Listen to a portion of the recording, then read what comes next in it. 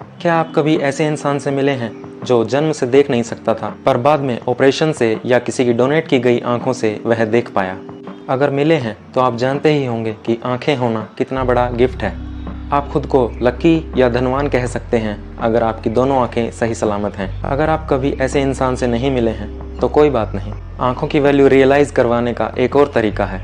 आप अपनी दोनों आंखें बंद करके एक पूरा दिन स्पेंड करने का डिसाइड कीजिए। छुट्टी वाले दिन ही सही, पर कोई भी ऐसा दिन जिस दिन आपको कोई बहुत ज़रूरी काम नहीं करना है, केवल घर के छोटे मोटे काम। नहीं कर सकते ना? चलो 1 घंटा ही सही। कैसा बीतेगा 1 घंटा? जो भी हो, आपको आंखों की वैल्यू तो समझ आ ही जाएगी। आंखों के बिना जीना कितना मुश्किल है ये समझ आ जाएगा। आप अपनी आंखें करोड़ों रुपए के लिए भी ट्रेड नहीं करोगे।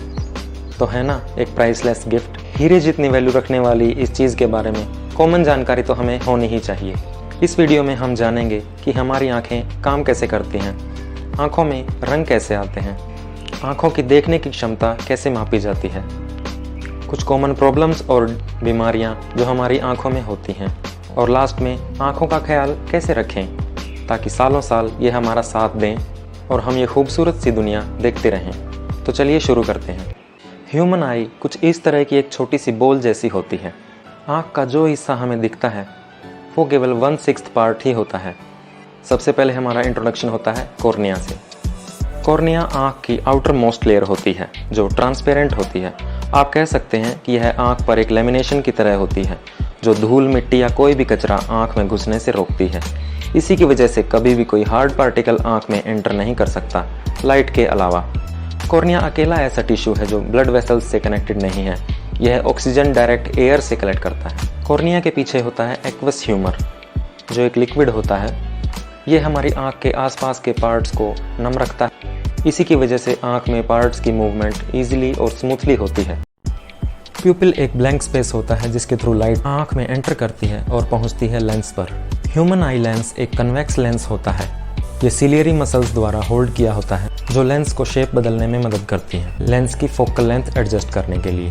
क्योंकि लेंस को दूर के ऑब्जेक्ट से आने वाली और पास के ऑब्जेक्ट से आने वाली लाइट को फोकस करने के लिए अलग अलग फोकल लेंथ की ज़रूरत होती है। रेटिना की दीवार पर बहुत सारे छोटे छोटे स्पेशल सेल्स होते हैं जिन्हें फोटो रिसेप्टर सेल्स कहते हैं।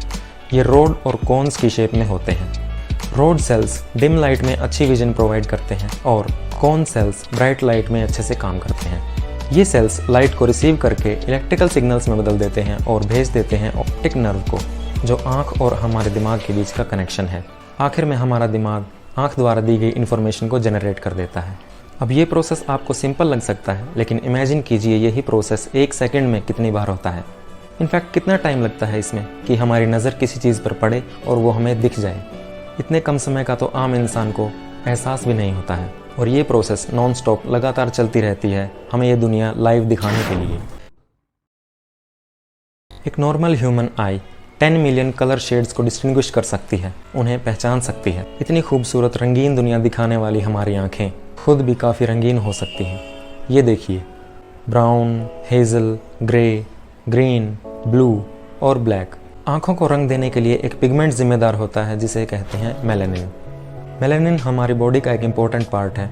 आइए इसे डिटेल में समझते हैं। हमारी बॉडी के कई टिश्यूज़ में एक स्पेशल सेल होता है जिसे कहते हैं मेलानोसाइट्स। मेलानोसाइट मेलानिन नाम का एक पिगमेंट रिलीज करता है। मेलानिन रिस्पॉन्सिबल होता है कलर देने के लिए न सिर्फ हमारी आइज़ को बल्कि हमारी स्किन और बालों को भी। पिगमेंट वर्ड जो मैं यूज़ कर रहा हूँ इसका मतलब लिक्विड कलर से है, जो कलर प्रोवाइड करता है हमारी बॉडी की कई चीज़ों को। जैसे क्लोरोफिल एक पिगमेंट होता है जो पेड़ पौधों की पत्तियों को हरा रंग देने के लिए जिम्मेदार होता है। मेलानिन के 2 टाइप्स होते हैं। जिनकी आंखें ब्राउन या ब्लैक होती हैं उनकी आंखों में कलर यूमेलानिन से मिलता है। आंखों में ग्रीन कलर फियोमेलानिन की वजह से आता है। जिन लोगों की आंखों का रंग ब्लू या ग्रे होता है उनमें एक्चुअली मेलानिन की कमी होती है। मेलानिन बॉडी के कुछ पार्ट्स को सिर्फ कलर ही नहीं देता है, ये बहुत काम की चीज़ है। मेलानिन एक नेचुरल सनस्क्रीन की तरह काम करता है। ये हमारी स्किन को सन से आने वाली हार्मफुल यूवी रेडिएशन से प्रोटेक्ट करता है, सन बर्न से बचाता है। आपको बता दूं कि यूवी रेडिएशन में एक्सपोजर से स्किन कैंसर हो सकता है। यहाँ तक कि यूवी रेडिएशन डीएनए डैमेज भी कर सकती है। आँखों में भी मेलानिन यूवी ब्लॉकेज का काम करता है। आँख में एंटर करने वाली लाइट की अमाउंट को कंट्रोल करता है। ये अल्ट्रावायलेट लाइट को एब्जॉर्ब करके उसका रास्ता मोड़ देता है और उसे आँख में एंटर करने से रोकता है। इसके अलावा मेलानिन बालों को भी डार्कर शेड देके उन्हें अल्ट्रावायलेट डैमेज से बचाता है। इससे ये तो साफ है कि मेलानिन की वजह से ही हमारी स्किन, हेयर और आइज़ को डार्क शेड मिलती है और ये डार्क शेड हमारी बॉडी को प्रोटेक्ट करती है। इस चार्ट को देखिए। आप में से जिन लोगों ने कभी ना कभी आई चेकअप कराया है तो डॉक्टर ने आपको इस चार्ट पर लिखे लेटर्स को पढ़ने के लिए बोला होगा। पर क्या आप जानते हैं कि डॉक्टर इस चार्ट की मदद से कैसे आपकी विजन एक्यूरेसी मापते हैं? आइए जानते हैं। दोस्तों, इसे बोलते हैं the Snellen chart. Snellen chart develop किया गया था 1862 में डॉक्टर हरमन स्नेलन के द्वारा, जो कि एक डच ऑप्थोमोलॉजिस्ट थे। ये चार्ट कोई नॉर्मल चार्ट नहीं है। इस पर लिखे इन लेटर्स को ऑप्टोटाइप्स कहते हैं और ये कुछ खास ज्योमेट्रिकल रूल्स के अकॉर्डिंग ही इस चार्ट पर लिखे जाते हैं। स्नेलन चार्ट में 7 से लेकर 11 लाइंस हो सकती हैं। हर लाइन में एक पर्टिकुलर साइज़ के लेटर होते हैं।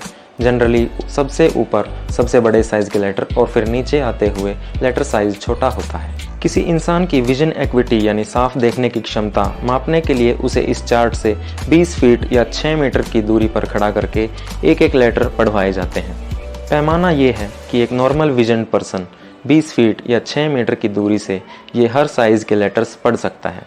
लेकिन अगर कोई पर्सन सिर्फ सबसे ऊपर वाला लेटर ही पढ़ पाए और बाकी लेटर्स उसे साफ न दिखें, वो उन्हें पढ़ न पाए, तो उसकी एक्विटी 6/60 मेजर की जाएगी। अगर कोई व्यक्ति सबसे नीचे वाली लाइन भी पढ़ लेता है तो उसकी एक्विटी होगी 6/6, जो कि नॉर्मल विजन है। बट अगर कोई इस लाइन को भी नहीं पढ़ पाता है तो उसकी एक्विटी होगी 6/9। 6/9 फ्रैक्शन का थियोरेटिकल मीनिंग ये हुआ कि जिस ऑब्जेक्ट को मैं 6 मीटर की दूरी से क्लियरली देख पा रहा हूँ, उस ऑब्जेक्ट को एक नॉर्मल आई 9 मीटर की दूरी से भी देख सकती है। यानी मेरी विजन एक नॉर्मल आई से इतनी कमज़ोर है। 6/6 एक नॉर्मल आई विजन एक्विटी है। हालांकि विजन एक्विटी इससे भी बेहतर हो सकती है, जैसे 6/5, यानी जिस ऑब्जेक्ट को कोई आंख 6 मीटर से क्लियरली देख पा रही है, उस ऑब्जेक्ट को क्लियरली देखने के लिए एक नॉर्मल आई को 5 मीटर की दूरी पर खड़ा होना होगा। जब किसी की एक आंख या दोनों आंखों की विजन एक्विटी 6/6 से कम आती है तो डॉक्टर उसे आई ग्लासेस यानी स्पेक्टिकल्स रेकमेंड करते हैं, जो उसकी एबनॉर्मलिटी के हिसाब से फिट बैठते हों। अब आंखों में क्या क्या प्रॉब्लम्स आ सकती हैं, ये जान लेते हैं। एक सबसे कॉमन कंडीशन तो ये है जब हम ऑब्जेक्ट्स को क्लियरली नहीं देख पाते, तस्वीरें धुंधली दिखाई देती हैं। इसमें आई लेंस लाइट को रेटिना के ऊपर एग्जैक्टली फोकस नहीं कर पाता। इसे कहते हैं रिफ्रैक्टिव एरर। इसमें मेजरली 2 तरह की कंडीशंस होती हैं। मायोपिया यानी नियर साइटेडनेस, मतलब वो कंडीशन जिसमें हम पास की चीज़ें तो ठीक से देख सकते हैं लेकिन दूर की चीज़ें क्लियरली नहीं देख पाते। इस कंडीशन में दूर के ऑब्जेक्ट से आने वाली लाइट रेज लेंस से होकर इतनी ज़्यादा मुड़ जाती हैं कि वह रेटिना पर पहुंचने से पहले ही फोकस हो जाती हैं, कुछ इस तरह। दूसरी कंडीशन है हाइपरमेट्रोपिया यानी फार साइटेडनेस। इस कंडीशन में दूर की चीज़ें तो ठीक से नज़र आती हैं पर पास की चीज़ें क्लियरली नज़र नहीं आती। इसमें आई लेंस पास की चीज़ों से आने वाली लाइट रेज को रेटिना पर फोकस नहीं कर पाता, कुछ इस तरह। इन दोनों ही कंडीशंस में स्पेक्टिकल्स यानी चश्मों का यूज़ किया जाता है। इसके अलावा कैटरेक्ट एक कंडीशन है जिसमें आई लेंस के ऊपर एक सफ़ेद बादल सा बन जाता है, जो ढलती उम्र के साथ होता है। ये सफ़ेद पदार्थ आँखों के प्रोटीन के टूटने से बनता है। इसका ऑपरेशन करके लेंस निकालकर और उसकी जगह आर्टिफिशियल लेंस लगाकर इलाज किया जाता है। इसके अलावा एक कंडीशन है स्ट्रैबिस्मस। आप सब लोग जानते होंगे भेंगापन, जिसमें आँखों की अलाइनमेंट बिगड़ जाती है और वे सेम डायरेक्शन में देख नहीं पाती। भेंगापन जन्मजात भी हो सकता है या सर में कभी चोट लगने से भी हो सकता है। ऐसा कहा जाता है कि नवजात शिशु या बहुत छोटे बच्चे को ज़्यादा हिलाना या झुलाना नहीं चाहिए, इससे उसकी आंखें फिर सकती हैं यानी भेंगापन आ सकता है, क्योंकि इतने छोटे बच्चे का दिमाग पूरी तरह से विकसित नहीं होता है और वह इतनी तेज़ चलती तस्वीरों को प्रोसेस नहीं कर पाता है। इससे उसके दिमाग और आंखों का कोऑर्डिनेशन फेल हो सकता है। एक और काफ़ी कॉमन कंडीशन है ग्लूकोमा। इसमें ऑप्टिक नर्व डैमेज हो जाती है। यह आंख पर ज़्यादा प्रेशर पड़ने से हो सकता है, दिमागी चोट के कारण हो सकता है या जन्मजात भी हो सकता है। हमने इस वीडियो में आंखों से जुड़ी बहुत ही कॉमन कंडीशंस और बहुत ही बेसिक इन्फॉर्मेशन साझा करी है। असल में हमारी आंखें एक कॉम्प्लेक्स ऑर्गन हैं और इसके अंदर 2 करोड़ से भी ज़्यादा पार्ट्स हैं। अब जानते हैं कि अपनी आंखों का ख्याल कैसे रखें और क्या करें जिससे हमारी आंखें हमारा जीवन भर साथ दें। ये तो सच है कि दिमाग और शरीर से जितना काम लें वे इतने ही तेज होते हैं, मगर आँखों के केस में ये पूरी तरह फिट नहीं बैठता है। आँखें हमारी बॉडी का एक सेंसिटिव ऑर्गन है, इन्हें रेस्ट की ज़रूरत पड़ती है, नहीं तो आपकी नज़र कमज़ोर हो सकती है, आपको चश्मा लग सकता है। इसके अलावा सर दर्द जैसी परेशानी भी हो सकती है। तो आँखों को रेस्ट कैसे दें? आजकल हम स्मार्टफोन, टीवी और कंप्यूटर पर कुछ ज़्यादा ही टाइम स्पेंड करते हैं, पर डिजिटल स्क्रीन का असर हमारी आँखों पर बहुत बुरा होता है, क्योंकि हमारी आँखें बायोलॉजिकली इन स्क्रीन्स की आदी नहीं हैं। तो अपने स्क्रीन टाइम को लिमिट करें या फिर आँखों को रेगुलर रेस्ट दें। आप आसमान की तरफ देख सकते हैं या छत की तरफ देख सकते हैं जो कुछ दूरी पर हो। आप देखेंगे कि आंखें रिलैक्स हो रही हैं। आप किसी भी नेचुरल चीज़ की तरफ देख सकते हैं, जैसे पेड़ पौधे। हरे रंग का वैसे भी हमारे दिमाग पर पॉजिटिव असर पड़ता है। ग्रीन कलर नेचर आइडेंटिकल है और ये शांति और सद्भाव को रिप्रेजेंट करता है, जो हमारे दिमाग को शांत करता है। इसके अलावा ग्रीन कलर की वेवलेंथ मीडियम रेंज की होती है, जिससे हमारी आंखों पर कम असर पड़ता है। रेगुलर डिम लाइट में फोकस करने वाला काम ना करें, जैसे कम लाइट में पढ़ना। पढ़ते वक्त लाइटिंग अच्छी रखें। बाहर कम निकलते हैं तो सनी डे पर सन ग्लासेस का यूज़ करें। मॉर्निंग सनलाइट आइज सूदिंग होती है, तो मॉर्निंग वॉक करना अच्छा है। डायरेक्ट ब्राइट सन को ना देखें, इससे रेटिनल सेल्स डैमेज हो सकते हैं। हाइड्रेटेड रहें, खूब पानी पिएं। इचिंग यानी खुजली होने पर आँखों को ज़्यादा मसले ना। गंदे हाथ आँखों पर न लगाएं।